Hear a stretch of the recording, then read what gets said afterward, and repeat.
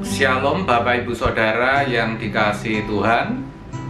Kembali kita jumpa dalam program RYM Renewing Your Mind, di mana melalui program ini kita akan bersama-sama belajar kebenaran firman Tuhan yang murni, yang akan mengubah, memperbarui pola pikir kita, sehingga kita boleh lebih mengenal Tuhan dengan benar. Hidup kita diberkati, kita semakin berkenan di hadapannya. Terlebih dahulu, mari saya ajak kita berdoa. Bapa di dalam surga, Allah yang kami permuliakan dan kami sembah di dalam nama Yesus, Allah kami yang hidup.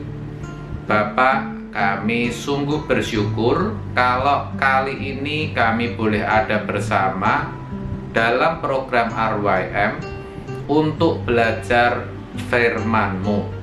Bapa, kiranya Engkau berkenan menolong, membimbing, menuntun, bahkan berbicara melalui anak-Mu ini. Kau ambil alih sepenuhnya, Kau berikan setiap kami hikmat, sehingga kami boleh mengerti apa yang menjadi kehendak-Mu yang harus kami lakukan setiap hari. Hidup kami boleh berubah oleh karena kebenaran yang kami dengar. Terima kasih ya Bapa, berbicaralah, kami sudah siapkan hati kami, dan urapilah kami semua di dalam nama Yesus. Amin. Amin. Shalom Bapak Ibu Saudara yang dikasihi Tuhan. Kembali kita jumpa dalam program RYM. Saya percaya saat ini saudara semua dalam keadaan baik, sehat, tanpa kurang suatu apapun juga, oleh karena berkat, pertolongan, serta kemurahan daripada Tuhan. Bapak Ibu Saudara, suatu kali Tuhan Yesus berkata dalam Lukas 18 ayat yang ke-8 bagian yang B, demikian, akan tetapi jika Anak Manusia itu datang, adakah ia mendapati iman di bumi? Saya ulang, saudara dengar sekali lagi ya.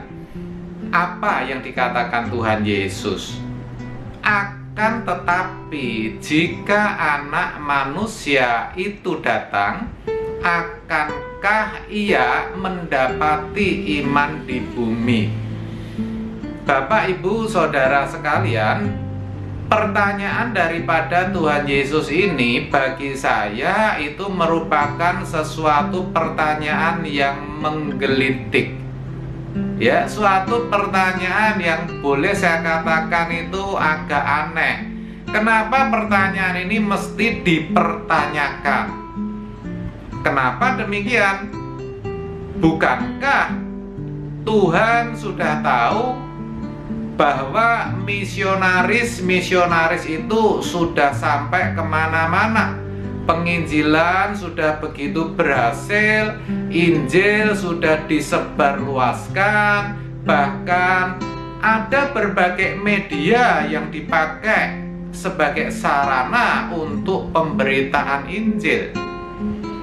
Bukankah Tuhan juga melihat bagaimana pertumbuhan gereja yang sungguh luar biasa? Gereja juga sudah mempertobatkan begitu banyak orang. Belum lagi harus diakui dan disadari bahwa jumlah populasi orang Kristen terus meningkat dari hari ke hari. Tetapi yang menjadi pertanyaan, kenapa Tuhan masih mempertanyakan?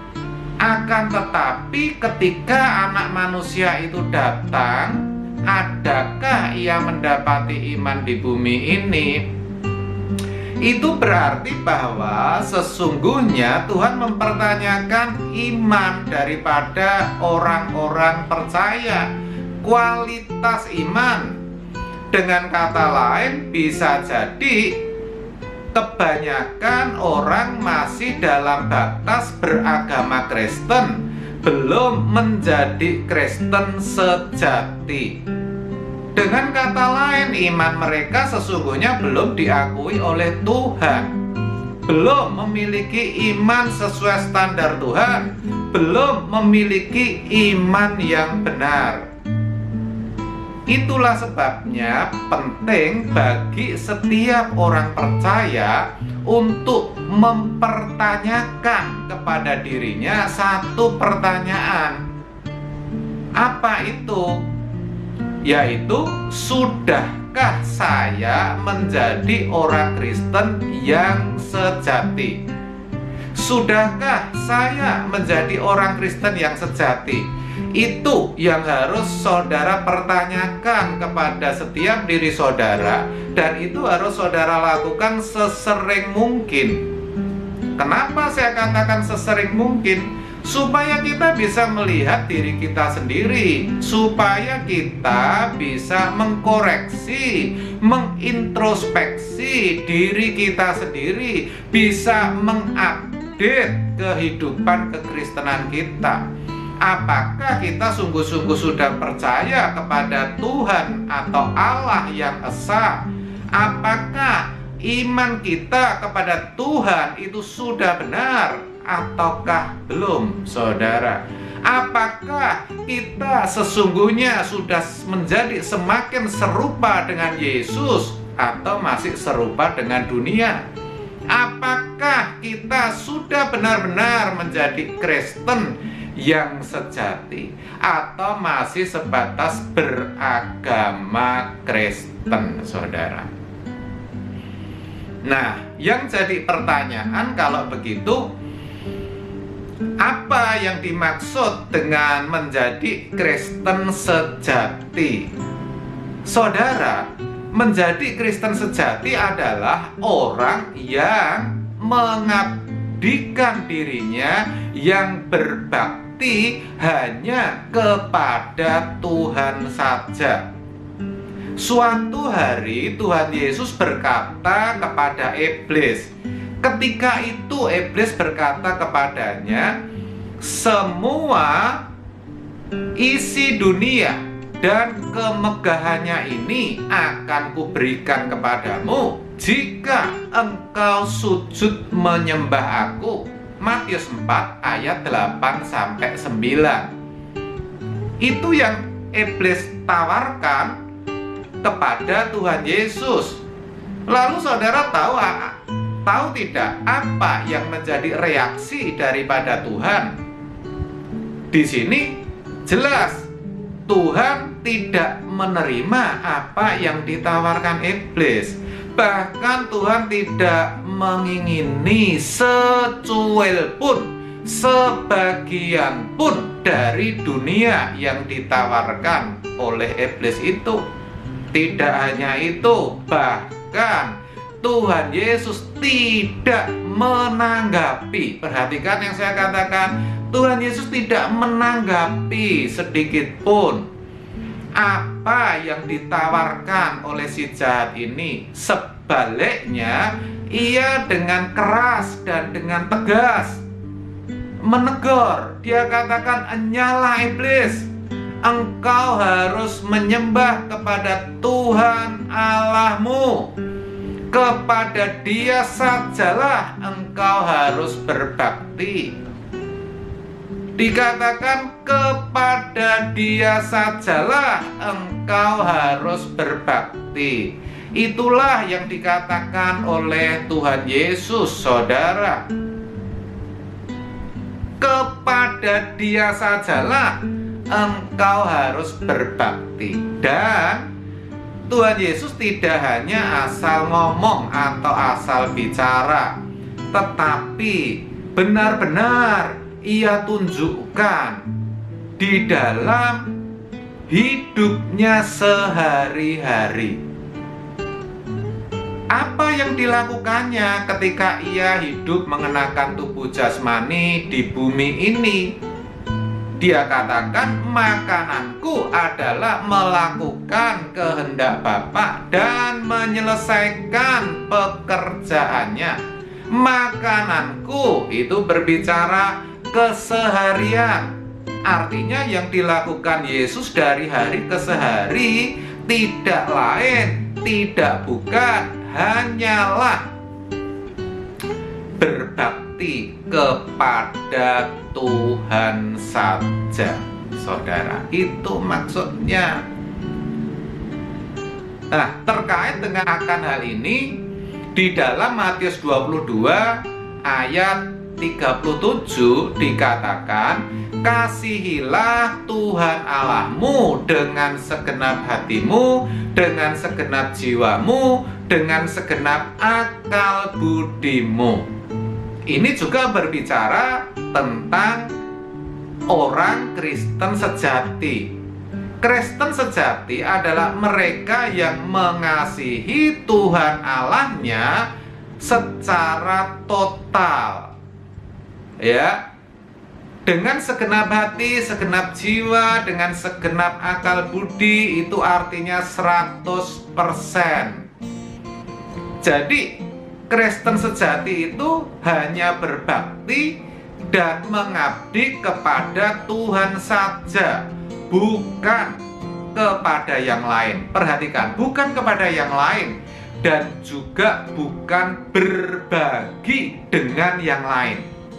Juga bukan dengan berbagi dengan yang lain.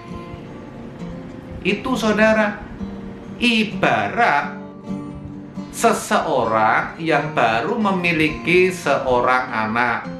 Tentu ia bisa mengasihi, memberikan kasih sayangnya kepada anaknya yang satu-satunya itu 100%, secara total. Itulah yang dimaksud dengan segenap hidup. Itulah yang dimaksud dengan segenap hati, jiwa, dan akal budi. Berbeda dengan kalau sudah memiliki 2 atau 3 anak. Tentu orang tidak bisa memberikan kasih sayangnya kepada tiap-tiap anak 100%, karena mau tidak mau pasti akan berbagi. Mungkin akan mengasihi yang satu lebih daripada yang lain. Itu maksudnya. Jadi jelas tidak mungkin kalau kita berbagi atau kita berbakti kepada yang lain, terus kita mengatakan kita mengabdi kepada Tuhan saja. Itu bohong.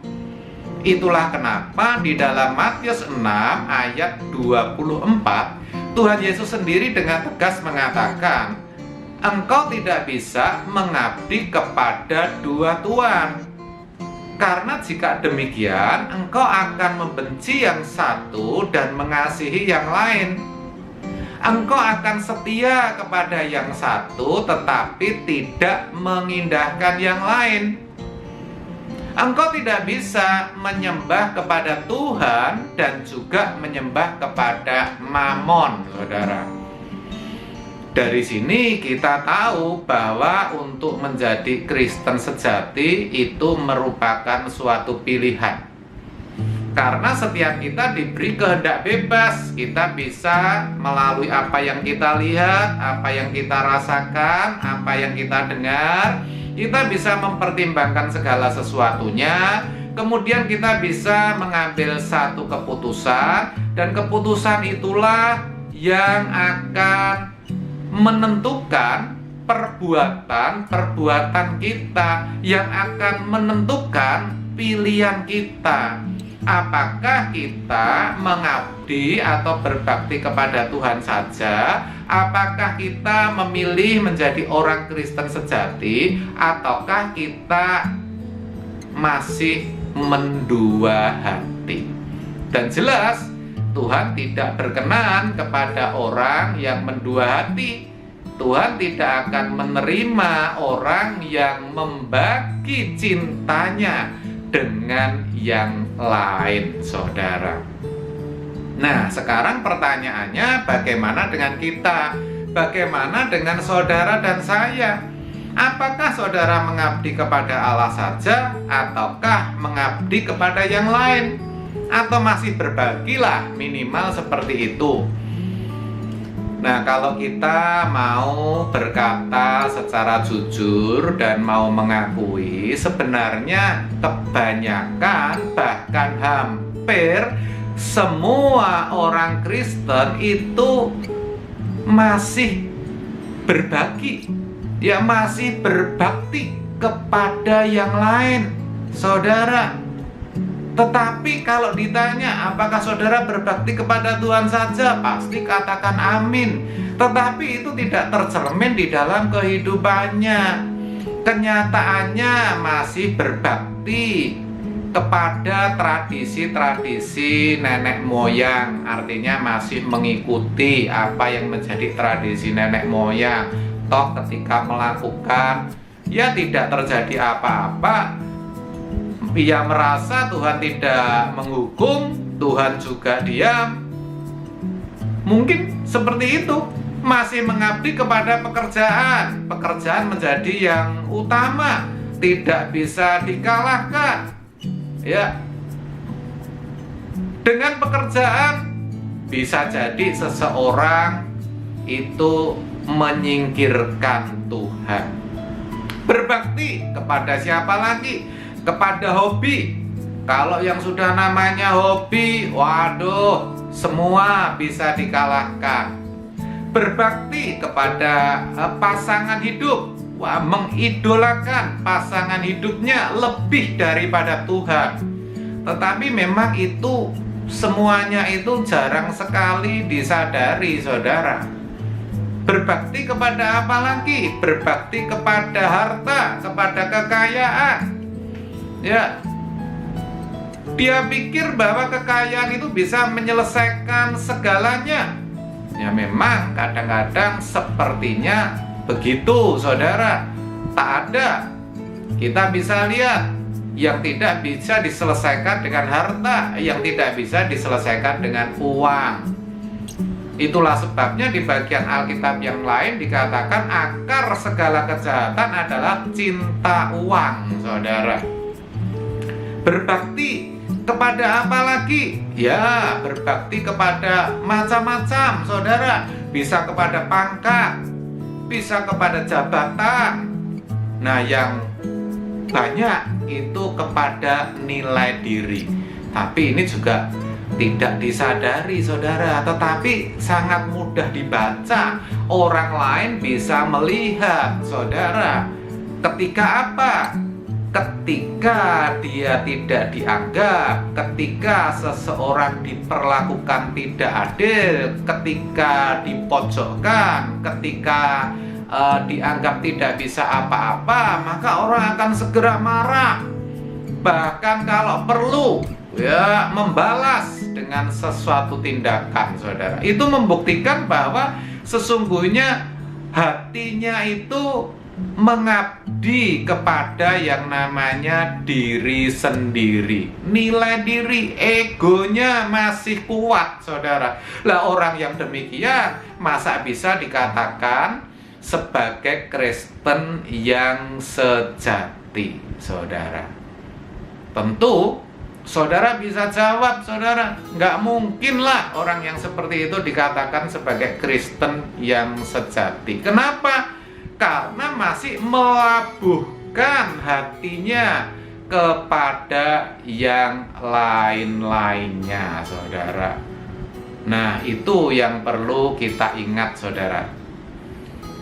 Itu namanya Kristen mediokritas, setengah-setengah, enggak total, saudara. Mau Tuhan, tetapi juga mau yang lain. Nah, tentu hal seperti ini Tuhan sangat tidak menghendaki. Ya, lebih parah lagi, ada juga orang Kristen oportunis. Artinya apa? Artinya dia mengabdi kepada Tuhan hanya untuk ambil kesempatan.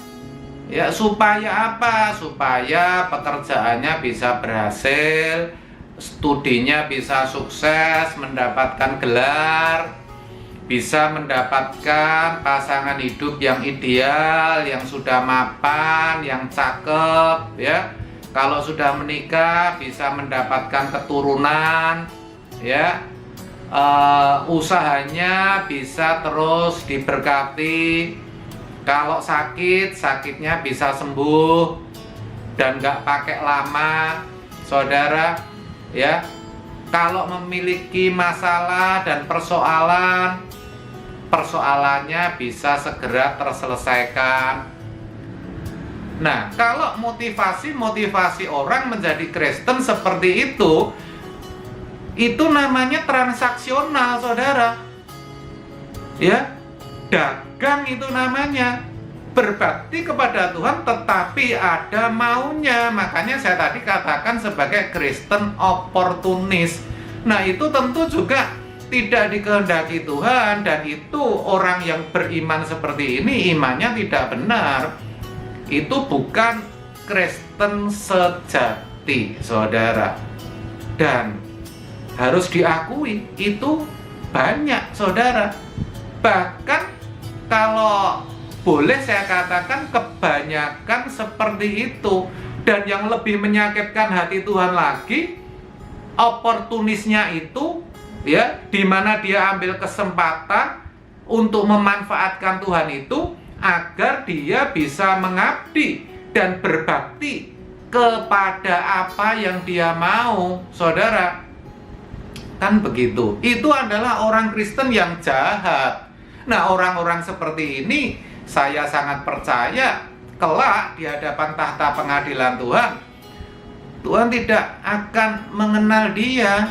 Itulah kenapa, ya, Tuhan Yesus mengatakan satu pertanyaan yang menggelitik tadi. Akan tetapi jika Anak Manusia datang, adakah ia mendapati iman di bumi? Maka saya tadi menganjurkan supaya kita selalu melakukan simulasi, ya. Seakan-akan hari ini hari yang terakhir kita akan menghadap tahta pengadilan Tuhan. Kita pertanyakan hidup kita tanya kepada diri kita sendiri, kita tanya kepada Tuhan, sudahkah saya menjadi Kristen sejati? Tentu yang paling tahu adalah saudara sendiri, gitu. Yang bisa jawab saudara sendiri. Apakah saudara selama menjadi orang Kristen itu hanya mengutamakan Tuhan saja? Tuhan menjadi satu-satunya dalam hidupmu? Berbakti kepada Tuhan saja, atau masih mengabdi dan berbakti atau berbagi dengan yang lain? Itu penting. Nah, kalau saudara mendapati bahwa diri saudara masih berbagi dengan yang lain, melalui kebenaran ini, mari saudara kita sadar, kita berubah, bahwa percuma, sia-sialah iman kita kalau iman kita itu bukan iman yang benar, saudara. Kita harus komitmen, kita harus mau berubah, kita harus tinggalkan segala sesuatu yang menjadi penghambat kita untuk mengenal Tuhan dengan benar, untuk bisa berbakti kepada Tuhan dengan benar. Segala sesuatu yang menjadi keinginan, yang menjadi cita-cita, yang menjadi ambisi kita harus kita bunuh, harus kita matikan. Kecuali kalau ambisi kita, cita-cita kita, keinginan kita hanya Tuhan saja, itu baru benar. Kiranya Roh Kudus menolong saudara untuk lebih mengerti apa yang saya maksudkan, dan melalui kebenaran ini hidup setiap kita dibaharui dan diubahkan. Tuhan Yesus memberkati. Kita akan pujikan satu pujian. Saudara bisa ikuti kalau saudara bisa. Aku memilihmu, Tuhan, Kau sekali diriku, ku mengenakan hidupmu dalam setiap langkahku. Diriku telah Kau beli dengan darah yang suci. Hidupku yang sekarang ini bukannya aku lagi. Indahnya gemerlap dunia dan kemegahannya,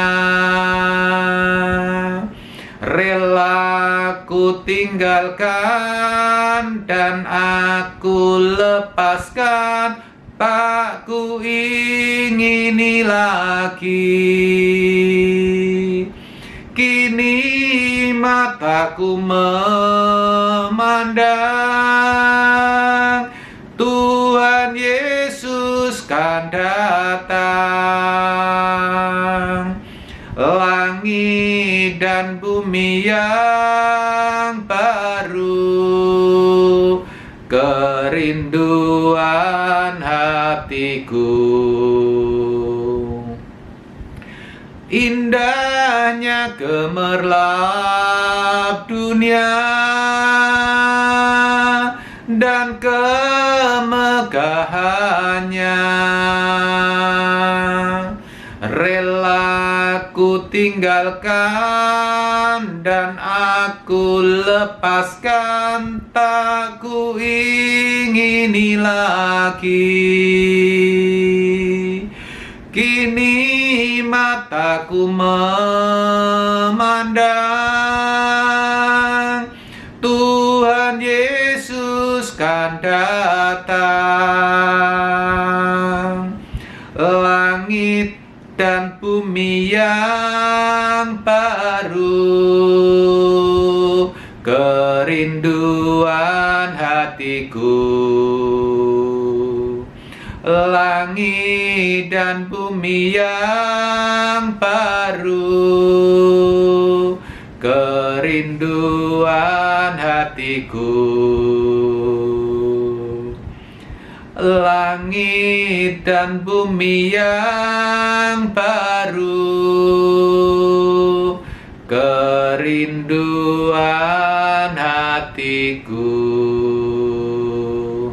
Mari kita berdoa.